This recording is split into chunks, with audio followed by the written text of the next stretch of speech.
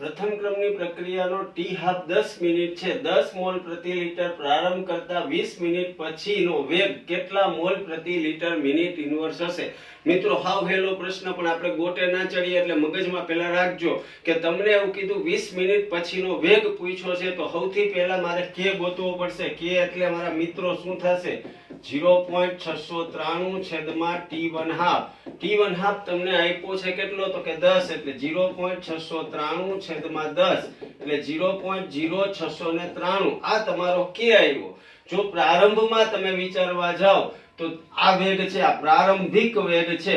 10 મિનિટમાં એ અડધું થઈ જાય એટલે 10 મિનિટ પછી 0.693 સોરી પ્રારંભમાં વેગ અચળાંક છે. વેગ કેટલો થશે? તો કે ગુણ્યા 10 મોલ પ્રતિ લિટર. 10 મિનિટ પછી વિચારો, કારણ કે k * r હોય, હા કે ના? r તમને આપી છે 10 મોલ પ્રતિ લિટર.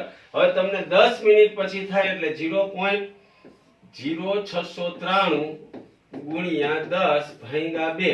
20 મિનિટ પછી ઈ જ વેગ 0.0693 ભાગ્યા 10 છેદમાં 4 થશે. 10 ભાગ્યા 4 એટલે 2.5. તો 2.5 ગુણ્યા 0.0693 એટલે બોમ્બેનો બી જવાબ આવશે. મિત્રો આ દાખલામાં સૌથી પહેલા કે ગોઈતો. કે ઉપરથી પ્રારંભિક વેગ 0.0693 ગુણ્યા 10 થાય. 10 મિનિટ પછી વેગ થઈ જશે ભાગ્યા 2.